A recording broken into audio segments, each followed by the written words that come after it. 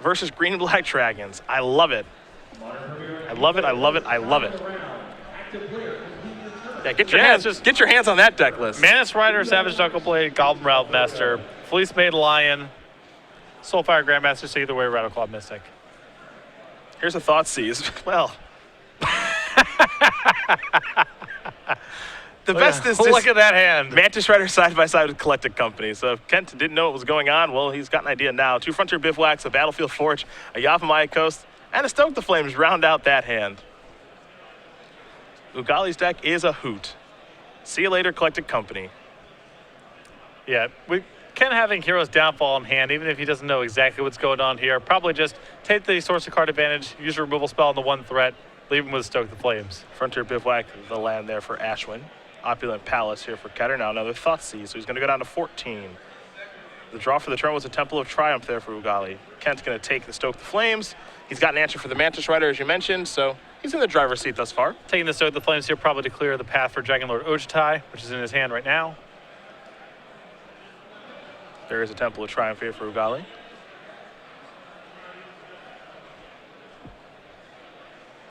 Get that card on top, pass the turn back. I know that you like to call things the sampler. Where is the best sampler? What do you mean? Where do you get the best sampler at a restaurant? Is it Applebee's, TGI Fridays? I'm not a sampler that you truly enjoy. I'm not really that on top of who's got the best app game right now in the chain restaurant field. I know at some point you knew that, though. Yeah. During your Magic playing days. I'm going to give you a little hint here. Oh, you know. It's not Applebee's. I'm just going to let you know that. A Sansep Citadel on the passing of the turn. It could be our good friend in Uno's, though. Very likely. There's Yavimaya Coast, pass the turn back. I'm hoping for a Collected Company here from Ashwin. Well, I also just love the patience here. I mean, Kent took the Stoke the Flames, which is a little curious. And so I think that Ugale's probably sensing, well, there's a removal spell available here for my Mantis Rider. And if Kent's not going to cast anything, I'm not going to cast anything. I'm with you, though. I am definitely rooting for Collected Company here. So let's call it Savage Knuckleblade and Goblin Rabble Master. Here's Dragonlord Ojutai, yes. Here we go. Spin the wheel.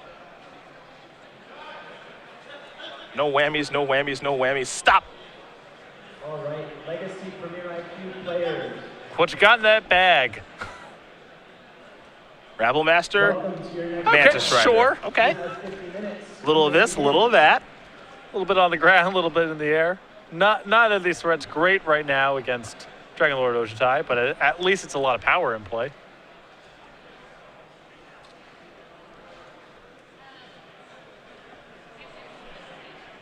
Battlefield Forge looks like it's going to be land number 5 here.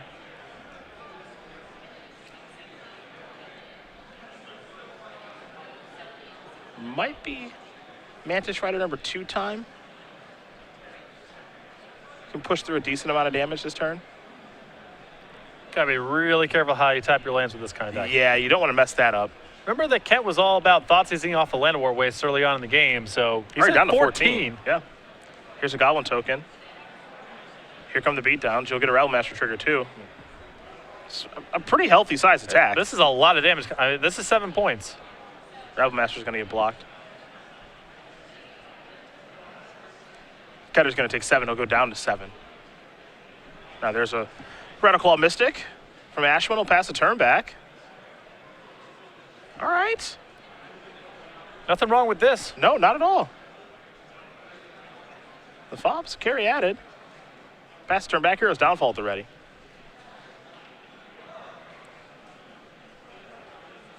See Ketter down to 6 from that fetch land. So he's at 6. Ugale's at 19. Oh, what is this? Oh, boy. There's a Sarkhan. He can't kill that with Hero's Downfall. And he's probably going to be forced to, honestly. And then if Ugale has an Alpha Strike ready, then Ojutai goes in front of Mantis Rider. Carry added blocks the Rattleclaw Mystic. Kent goes down to 2. Yep. And then Ashwin has to draw one of his. He has a Lightning Strike and 2 more copies of Stoke the Flames. Everybody's coming in. There are the blocks. Ketter's going to go down to 2. He'll get to draw a card now. Deathmiss Raptor the draw. Courser of Crewfix also in hand here. And Kent's going to have to be real careful with how he taps the mana. And he's still not really in a position to attack with Dragonlord Ojutai, which is really where we'd like to get. Because he doesn't want to be sitting here all day long playing defense against someone who could burn him out at a moment's notice. Top card of the deck is a copy of Den Protector, and now here's a face-up Deathmiss Raptor. Ketter will pass the turn back. Still has to play defense, can die to any burn spell. That's a Lightning Strike. That's the one of. That's going to get the job done. Ashwin Ugale is going to win this match here, game over Ketter. 4-color Eclectic Company up a game over Green-Black Dragons. All right. Okay. I like Eclectic Company deck. This is pretty sweet. We take a look at the sideboard here. We'll start with Kent. 3 copies Ultimate Price not going to be very good in this matchup. A Dragonlord Dromoka, a Dragonlord Salumgar, and Ugin the Spirit Dragon. 3 Foul-Tongue Invocations, 2 Duress, 2 Drowned Sorrow, and then 2 Tasker the Golden Fang. Definitely like the copies of Foul-Tongue Invocation here. Ashwin's playing a deck with just a lot of chunky permanents, and his life total is under attack. So Foul-Tongue Invocation is the best card in the sideboard here. I think Tasker is a reasonable blocker as well. We've actually said a lot when we've watched Kent play, and a lot of other players too. Foul-Tongue Invocation just looked good in the format again. Well, Kent's deck is all about trying to overpower game one with with his various graveyard synergies. But post-board, he wants just some removal spells for the right matchup. And just the same way against Temur Dragons, which is a deck that's attacking you, but it's filled with 3 and 4 mana creatures, and it's not generating a lot of tokens. Foul-Tongue Invocation seems awesome. What do we see on the sideboard here for this 4-color Eclectic Company deck? 2 copies of Valorous Dance, 2 copies of Negate, 3 Disdainful Strokes, a Hushwing Gryff, a Stratus Dancer, a Den Protector, a Boon Satyr, a Soulfire Grandmaster, and 3 copies of Hornet Nest. A couple of cards in here I really like a lot. The 2 copies of Valorous Dance, the 2 Negates, and the 3 Disdainful Strokes all seem pretty solid at fighting Kent. Now, the Negates are not great here. Kent doesn't have a lot of spells, but he's full of a lot of expensive creatures, so Disdainful Stroke is great, and Valorous Dance is good at fizzling removal or killing some big dragon that slips through the cracks. I think Stratus Dancer, Den Protector, Boon Satyr are all viable options as well. Well, that should be fun to watch here for game number 2 as both players are going to finish up sideboarding. We'll very quickly talk about the next level library here with Star City Games. That's Patrick Chapin and the 2 books that he has put together, Next Level Magic, Next Level Deck Building. Fortunately, we both have a copy of each. Exactly, and this book is available on paperback and on ebook. Next Level Magic, much more focused on playing Magic, and Next Level Deck Building, focused on the craft and the philosophy of building decks. For players of all ability levels, if you're new to the game, Patrick does a very good job of breaking down complicated concepts in simple ways. And if you're looking to get to your next level play, Chapin's excellent for that as well. They're available now at starcitygames.com/nextlevel. He found some time to put these things together, and they are very, very well done. Next Level Magic has been remastered with new examples. Next Level Deck Building finally available in paperback. And I have a copy of each at my apartment back at home in Seattle. They are very, very well done books by the innovator and 9th place finisher at Grand Prix Charlotte. With a great Grixis deck. It was really, really good, actually. Had the match of the weekend against Alexander Hayne, and just missed on tiebreakers. Really, really good deck. I mean, no surprise to see Chapin do well when he's got 4 Cryptic Commands in his deck. The only thing I was disappointed about is that he didn't have the ability to make a little room for a Cruel Ultimatum. Just one for like the Jund matchup or something. One in the sideboard. For the slower decks. So I think the reason he probably didn't play it is because if he has one in the sideboard, he's probably going to board it in every matchup. Yeah, it's definitely a moral hazard for Chapin to have a Cryptic Command, because you can easily justify bringing that all over the place. Yeah, would not be able to handle having a Cruel Ultimatum in the board. I would want to bring it in even against Burn. Who cares? It's 5 life. Who cares? They got cards in their hand, probably. Yeah. It'd be a really bad idea, but I'd want to do it. So not much of a surprise that Chapin got it right, as it were. Ketter kind of on a bit of a free fall right now, and this happens sometimes during tournaments. We have seen this happen with some other players before in the Open Series. I think of Brian Braun doing during Invitational sometimes, where his day 1 is always so good, and then a bit of a free fall on day 2. I mean, anything can happen in a Magic tournament, mana flood, mana screw, what have you. But Kent was 10-0, and now he's 10-3, and he's down a game and might be falling out of top 8 contention. When we had him on camera in round 11, we said this is essentially a win and in. Yeah, that we would have to lose every single round for the remainder of the tournament really to miss top 8, but. Nothing is guaranteed in these things, and it's part of the reason why when people start talking about, with several rounds to go in the Swiss, when they're like, all right, well, if I 3-0, then I can draw in, and they start talking about that. None of that matters. There's just the next match and the next game, and it's really important not to get too far ahead of yourself because, as you said, none of this stuff's guaranteed. Yeah, I think that's the interesting thing with Magic too, about how you kind of handle wins and losses. You know, when you win 10 matches in a row to kick off a tournament, boy, it feels like you're never going to lose. I'm great. My deck's great. It's going to be an easy coast into the top 8, and we'll take it from there. Yeah. That's what, it's easy to start thinking like that. You pick up one loss, it's like, okay, that happens. Pick up a second loss, then you pick up a third loss. It's like, what's happening in my tournament all of a sudden? And then you lose that game where I think after Ken's first 2 thought seizes, he probably thought, I'm in great position. Yeah. He's got a Manus Rider to my hero's downfall. I've cleared the path for Dragonlord Ojutai. This should be a breeze. My opponent's deck looks, you know, a little funky, not particularly good maybe. You know, you're in that space, and then suddenly you're getting lightning striked out, and now you got to pick up 2 post-board games. We'll see if Ketter can find a configuration he likes after sideboard. He's found a hand he's happy enough with as he starts things off with an Opulent Palace. Ugale has a very painful mana influence to start. Never a good sign when that's land number 1, but his is one of the few decks that probably has to play that on turn number 1 because he has 4 colors. His mana is pretty stretched. Here's a Fleecemane line. Ketter will take a draw step. You want to cast Fleecemane Lion, Manus Rider, and Savage Knuckleblade all pretty early on the game? Gotta go get some mana confluences. There's a Courser. Take a look at that top card, Dragonlord Dramoka. Land waste trigger, gain a life up to 21 is Ketter. Yeah, he'll just pass the turn back. Ashwin will take a draw step.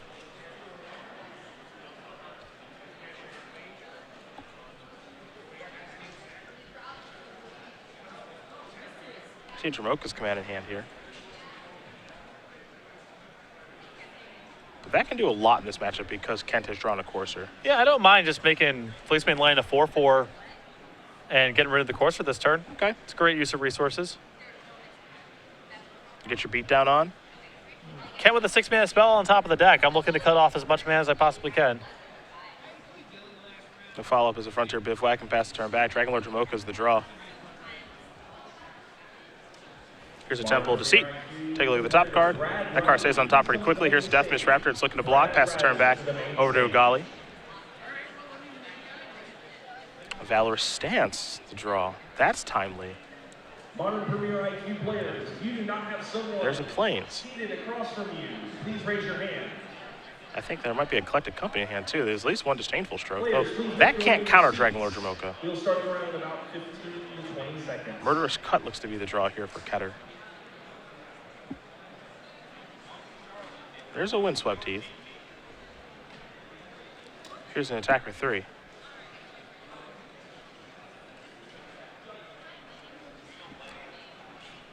Ashwin not interested in any blocking. Carry added, pass the turn back. Here's Collected Company. Let's spin that there wheel. That was a pretty aggressive attack there from Kent, I feel like. Think so? He's very much the control deck. He's very much on the defensive here. And I'm not sure what getting into 3 points here really matters. There's such a good chance that it's Collected Company here. Okay. Whoa, my goodness. A flat miss. And now Ketter gets the opportunity to sacrifice his fetch land and cast Murderous Cut on this Fleecemane Lion. All right, well, now the attack looks good, I guess. If that was going to happen, now the attack looks pretty good. Oh my gosh. There's the cut on the line. I've seen Collected Company only find 1 card. I've never seen it miss yet. Now, Ashwin's main deck, 22 creatures. A little bit on the light end for Collected Company. Sure. And some of them are probably getting cut as he's moving more spells into his deck. Here's Dragonlord Dramoka. I'm not saying it's likely, but definitely not impossible. To completely whiff seems rather unlikely. Yeah. I would expect it to find something there. Now, to his credit, Ashwin handled it with class. Gave Yeah. a little nod, put his 6 cards on the bottom. Good beats. Moving along, Dragonlord Dramoka's here. Can't counter it with that Disdainful Stroke. Once it resolves, can't do anything. Unless you play any spells. Ashwin does have a copy of Valorous Stance that's going to have to be cast here. Get that Dragonlord Dramoka off the battlefield. One thing that Ketter does not have yet is a Haven of the Spirit Dragon. So no way to rebuy the dragon just yet. Ketter's out of cards. He's all in on this Death Mist Raptor. See what the follow-up's going to be. Let's copy of Hornet Nest. That'll slow everything down. Yeah, I don't think Hornet Nest is very good in this matchup, but it's certainly good right now. Yeah. I mean, Ken's got nothing going on except attacking on the ground. There's a Courser of Crewfix. Take a look at the top cards. Dragonlord Darka. There's an attack with Death Miss Raptor. Here's the block. Kent basically saying, I need to get through these insects. So That's a tough way to do it. I don't know if I would have broken the nest right there. I think I would have held tight at least for a little while. You got some removal spells in your deck still, and now you're giving Ashwin kind of the opportunity to race. I mean, I understand why he broke the nest, because he's staring at a Dragonlord Tark on top of the deck, so he's saying, okay, I'll kill that, and then I'll kill the insects that are left over. But there's no guarantee that plan goes according to plan. There's Valor Stance. So you can see Ashwin's hand, he's got a negate and a disdainful stroke, so he's got some counter magic at the ready here. And I like the attack with everything. I mean, you would think maybe I hold back one and try to block, but Ashwin knows that the top of his deck is going to allow him to leverage an aggressive position better than Kent's. Cards like Mantis Rider and Savage Knuckleblade. Yeah, you just got some really powerful draws in that space. And if Ashwin ever needs to slow the game down, well, he can hold back on defense. But I like trying to exchange the points like this. And Kent's going to try to cast Dragonlord Tarka. It gets countered by Disdainful Stroke past the turn back. 13-7, excuse me, in favor of Ketter right now. He's not going to stop attacking, though. So it's a little more beatdowns, thank you much. Take a draw. I think the draw for Ashwin last turn may have been Ojutai's Command. You guys got one of those hanging out there for good measure, you Sure. know? Here's a Haven of the Spirit Dragon. Rebuy. Can't counter this. It's a Dragonlord Dromoka. And truth be told, Haven of the Spirit Dragon might be the most powerful card in Kent's deck, because we have watched him play a couple of times at the Season 2 Invitational as well, and it has been very impressive. Yep. And that was the perfect card to get back, too. Yes. Can't counter that thing, and it is absolutely huge.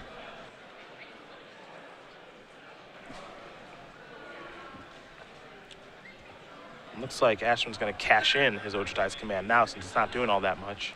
Well, he can get back a Fleece Main line and draw a card. Sure. It's not shabby. Yeah, can't actually. Can't play a spell. Well, he could have responded. That's true.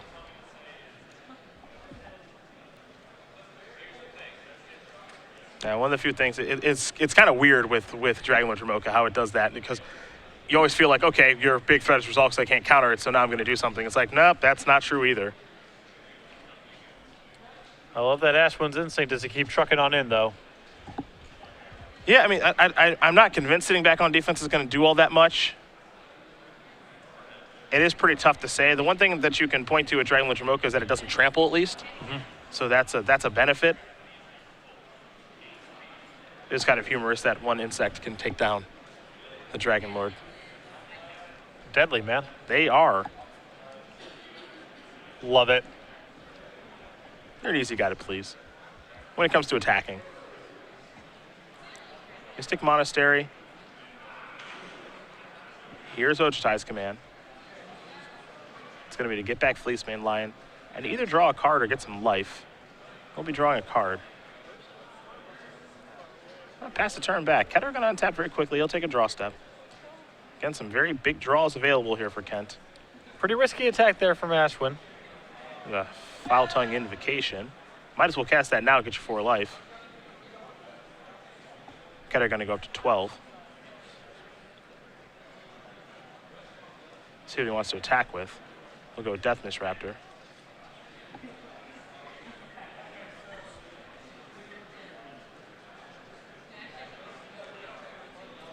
Death Miss Raptor will trade with an insect. Also smart for Ketter to actually cast that Foul Tongue Invocation on his own turn because of the text on Dragonlord Dromoka. So I think that's a really good play overall. Yep. Especially when Ashwin has a negate in his hand. Things are very safe on Kent's turn. He can do whatever he wants, really. Fleece Main Lion's going to go monstrous, pass the turn back. Can Ketter find a way to get the insect off the table? The answer right now is no. So we go back Ashwin's way. His counter magic for the most part is pretty poor. Hornet Nest not great in this situation given the big flyer on the battlefield. Ketter picked up a copy of Dragonlord Slumgar. Gonna take that.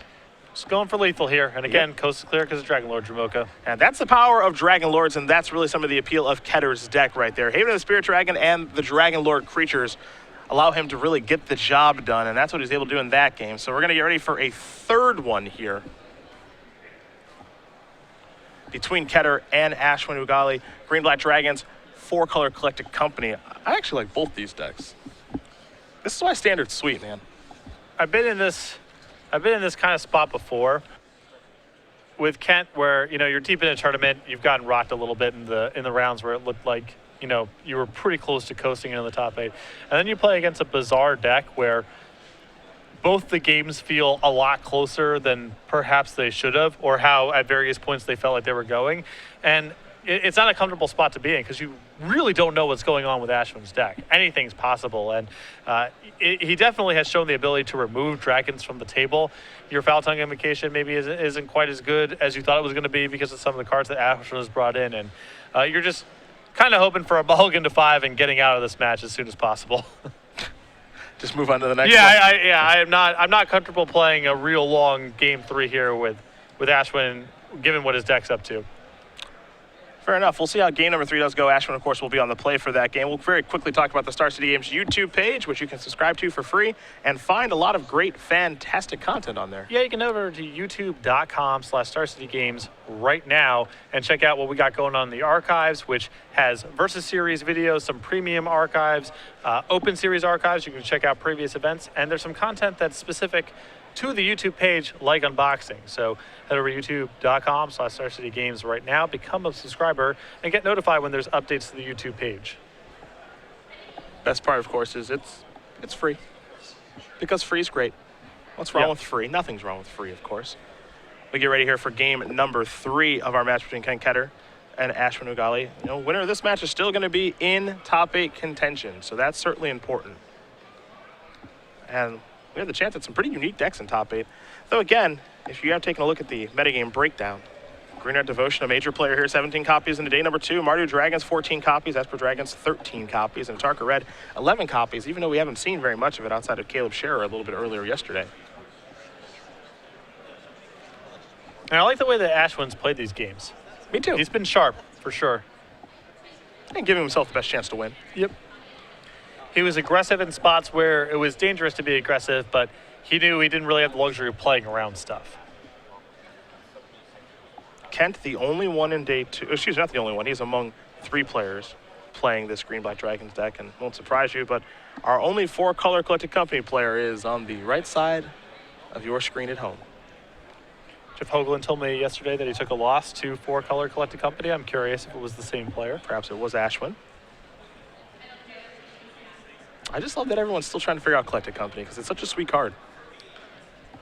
I think in Modern we're getting there. There's a deep enough of a card pool, and the synergies are so powerful that you can find a mixture of creatures where you're just killing someone. There's the other way to do it, which is what Paul Riedselman and Sperling were doing, which was just play it for value, have things like Night of the Reliquary, Lockstone Smiter.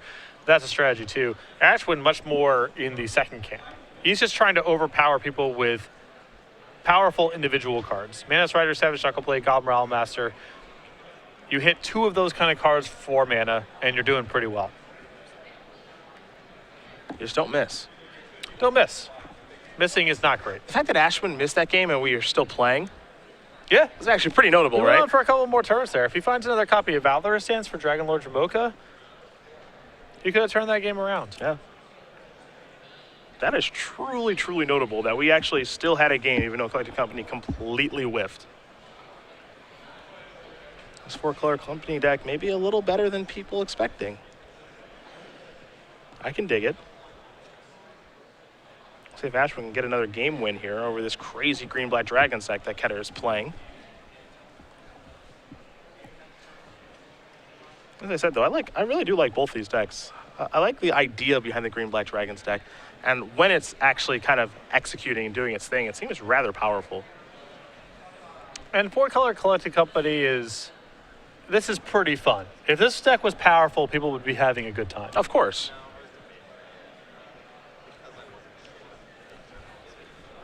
I am skeptical, even though it turned out to be pretty powerful that game because of some bizarre circumstances. I am skeptical of Hornet Nest in this matchup. I think that if Ashwin's losing, it's likely to be in the air and not on the ground. I think that is, yeah. I think that's the one card that if I'm Ashwin, if I'm in his seat, I don't love it in this matchup. The best cards that Kent has, he presents those threats in the air. And those threats are obviously no joke.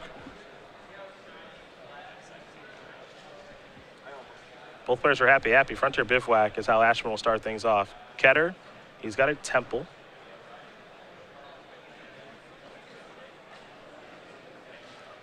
Let's see where that top card goes in just a moment. Looks like he's going to keep it on top. We head back Ashwin's way.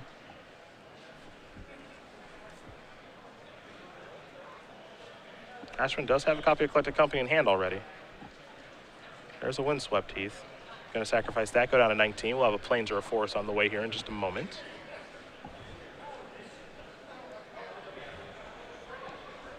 All 4 colors. Just that easy. Easy. Within the first 2 lands, all 4 colors. It's just good deck building.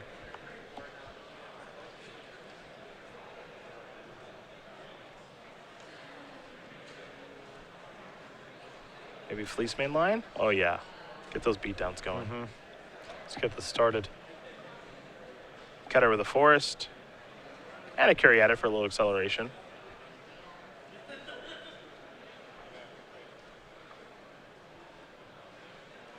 There's a Mana Confluence.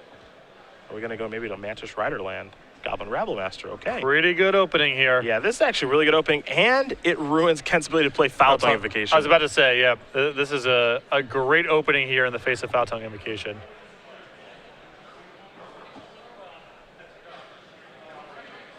The other thing that's really interesting, too, in this situation, if you're Kent, is I think you have to cast your removal spell on your turn because of a card like Negate. Yep. You've seen a lot of counters. You've seen Valorous Stance. You can't get too fancy here.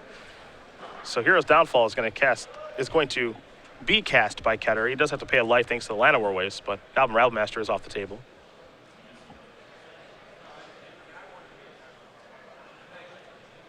Ugale does have a Temple of Triumph. That's land number 4. Pretty important there for Ketter. That land does not enter the battlefield untapped because Collected Company is in Ashwin's hand. So we'll probably see that next turn. I also see a Rattleclaw Mystic in hand as well. You might see that this turn. There's the attack. 3 damage is going to come through from the Fleece main line. Goblin token will be blocked by the Curiated. Ketter going to fall to 13. Ugale is going to take some damage here to play a Morph, which is a Rattleclaw Mystic. Pass the turn back over to Ketter. Ketter will take a draw step. Looks like he picked up a copy of Murderous Cut. Not a lot of cards in his graveyard at this point. Yeah, a little slow for this kind of fight.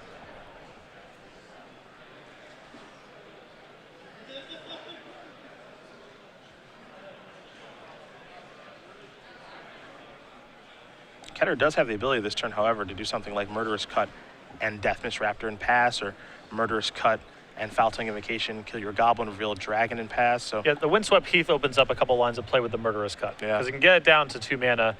It would involve casting Foul Tongue Invocation, I believe, because Deathmist Raptor is a permanent. He needs to put another spell in his graveyard. Sure.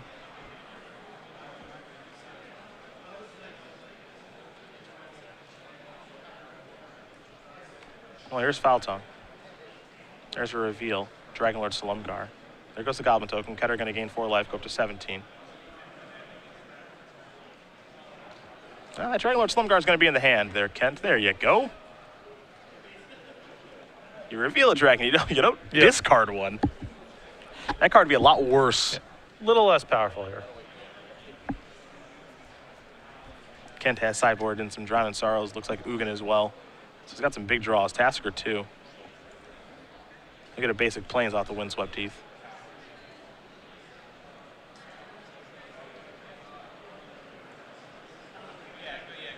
And now here comes Murderous Cut. I imagine it's going to go out to the Fleece main line. Not a lot of more shit to really be worried about in this sort of strategy. You know, a card like Sagumala, for example, you don't really put your opponent on having that in their deck because you can't hit it with a Collected Company. Right. Stratus to answer the draw. Yeah, 1 in the sideboard. It's a pretty good spot for a Collected Company. I think I would unmorph the Rattleclaw Mystic for +1 mana and do it right now because Ashwin does have both Savage Knuckleblade, so you could float a mana and potentially give it haste, and Mantis Rider, and Goblin Rabblemaster. He's got plenty of haste threats to yield off of this Collected Company. So I like unmorphing and just doing it now.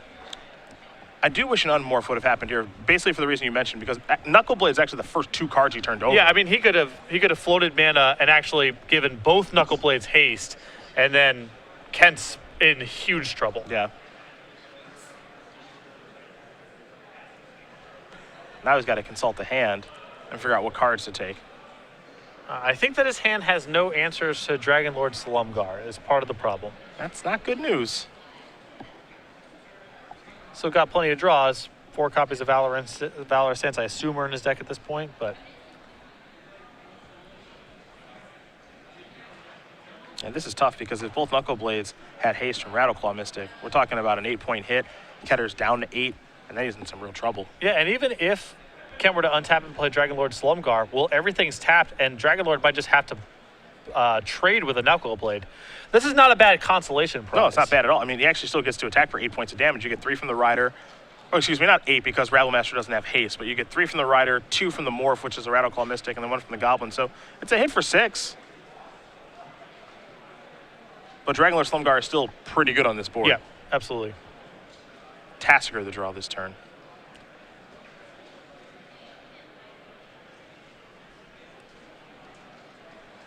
And it is pretty hard to pass up on Dragonlord Slumgar. I understand maybe the hesitation because Valorous Stance worked its way into the equation last game. The rest of Kent's hand does not provide enough of a defense. And if your plan is to play Tassiger, well, that's also pretty vulnerable to a Valorous Stance. So this is your highest upside play. If Ashwin's hand's just creatures, I think this gives you the best shot of winning. And there's Dragonlord Slumgar. Now the big question is, what do you take? Mantis Rider and Goblin Rattlemaster seem like the best options, though. If you're Kent, you're playing against a pretty wacky deck. You might be wondering what that Morph creature is, but he'll take the Mantis Rider, serve in with the Mantis Rider, and now pass the turn back, and he has to hope that Ashwin does not draw a Valorous Stance. That Dragonlord Slumgar can stand tall. There's a copy of Mystic Monastery.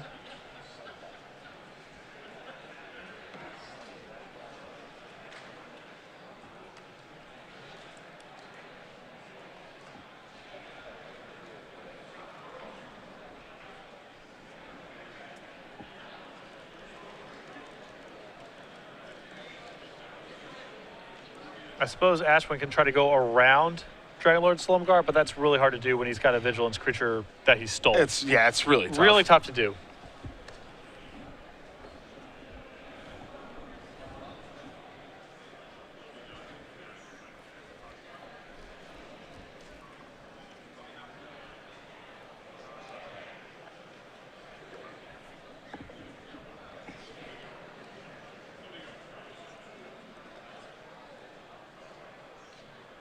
Time to unmorph. Rattleclaw Mystic will be a little burst in mana.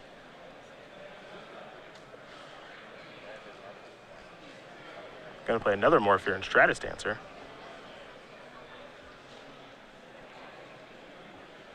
Other cards in hand right now, Soulfire Grandmaster. Here come the beatdowns, however. Oof.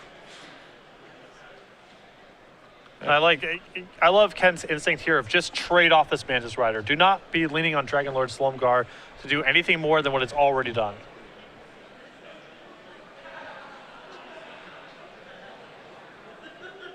Kent willing to take 3. He doesn't want to lose his Dragonlord to Lightning Strike, most likely. Sure, that's certainly on the forefront of his mind, given how the first game ended. Though we know the truth that there's only one Lightning Strike in the main deck, but Ketter not working with the information that we are.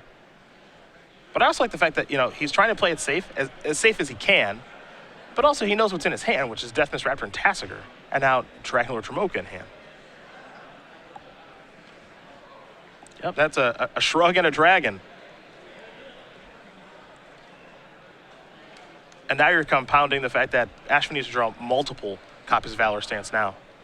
And now Ken can hang back on defense and say, if you don't draw a removal spell this turn, that's the end of the road. Yep.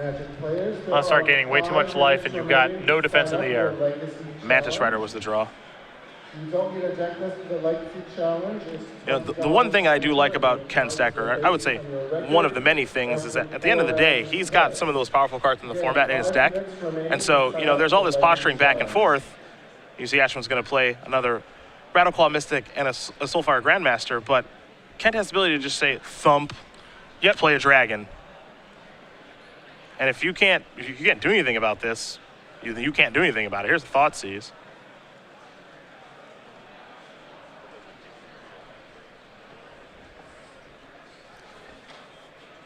This may get countered by the Stratus Dancer. We'll see.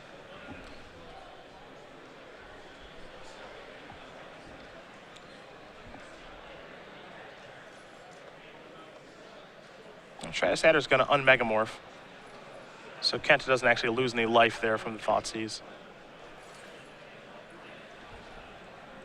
Ashwin doesn't even really have much of a card to protect there, but he's got the spare mana, so. What else are you going to do? Yeah.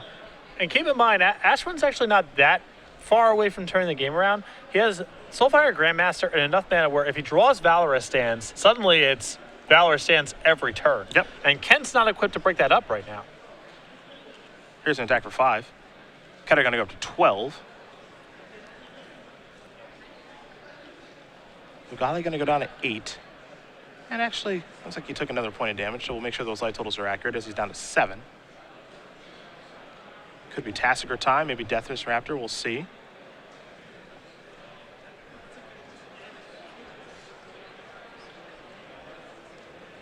Looks like it is just going to be Deathwish Raptor.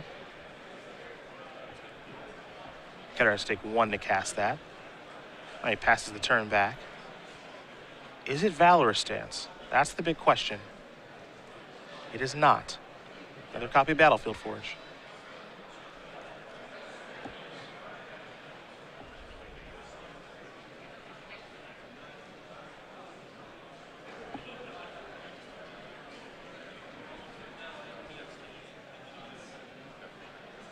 So Ugale still does have a chance here for the reasons that you did mention. That land in Battlefield Forge is mana number 8 in combination with the 2 Radical Mystics and the 6 land. So you could have Activate Soulfire Grandmaster, Valorous Stance. That comes back to your hand. Cast Valorous Stance again. Yep. And then the sky is completely cleared out. Mm-hmm. Take a draw step, Will Ketter. I believe it may have been a copy of Den Protector. And it was. And that could become a copy of Murderous Cut. Though the graveyard's not very full right now, so Murderous Cut would not be on the cheap. Ketter looking to get into the red zone here with Dragonlord and Dragonlord. Maybe both, maybe only one. Looks like Dramoka wants to come in.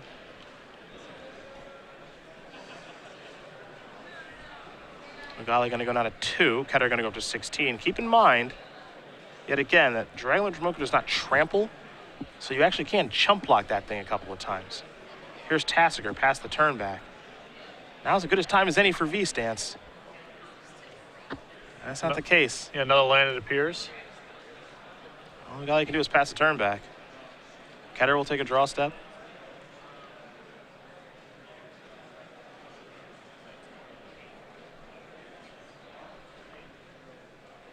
Temple of Malady was the draw. Den Protector already in hand. Kent with a lot of options with his mana. And he's working with complete security. Nothing bad can really happen here. Yep. Dragonlord Dramoka will not let anything bad happen. No instant speed removal to play around. And Ashwin now is in a position where he has to block both flyers.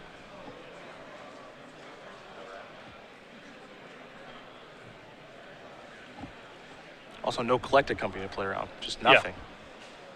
Everybody wants to come in here. This is a pretty aggressive attack by Ketter. Well, he's gained so much life from Dragonlord Dramoka that he can afford to do this. And all the attackers here are lethal. Tassiger requires a double block, and Deathwish Raptor comes back for free because the last card in Ken's hand here is Den Protector, and so all of these attacks are freebies. Looked like you were in favor of that attack. I like sending everyone right now. It looked like Kent was too for at least a little bit, though he's dialed it back a touch.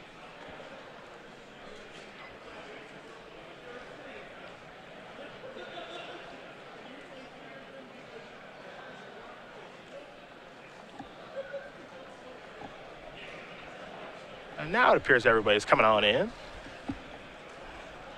Making life difficult for Ashwin. Yeah, this is a quadruple chump block. So this is tough. And Ketter's going to be getting 5 more life, too. Can't forget about that. You kill any of those dragons, there's a Haven of the Spirit Dragon to bring them back. And now I think even Valorous Stance is, it's not enough because Ashwin's not just losing in the air, he's losing on the ground as well. Yeah, I think that window has now officially been closed with this particular attack by Ketter. Yep, there's your quadruple chump block, as you mentioned. Goblin Token going to jump in front of Tassiger. You got Radical Mystic in front of Deathwish Raptor. Stratus Dancer in front of Dragonlord Dramoka. And a Mantis Rider going to get eaten alive by Dragonlord Salumgar. Ashwin has conveniently left himself with enough mana to be able to do the Soulfire Grandmaster shenanigans with Valorous Stance, but I'm with you. I think it might just be too late now.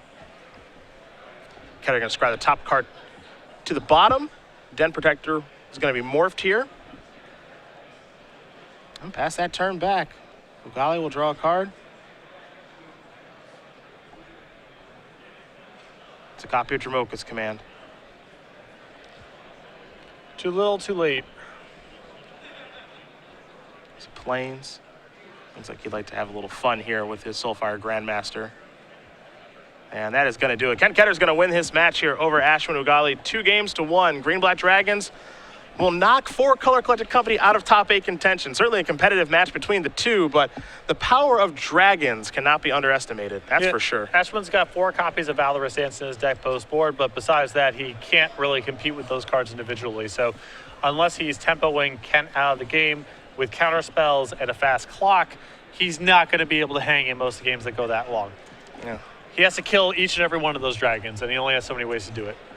Valorous Dance is certainly at a premium in that matchup, that's for sure, and he wasn't able to find any in game number 3. Yeah, he needs as many as he can get his hands on there. He had a pretty reasonable opening there, but he just got overpowered by those dragons. Yeah, and that game doesn't find Valorous Dance, and then in game number 2, misses with Collected Company. You can say, you know, truth be told, he may have gotten a little unlucky in this match. Yeah, and the game that he won was really impressive because it looked like Kent was in a very favorable position early on, but Ashwin with Collected Company and some well-timed tricks was able to pull the game 1 out.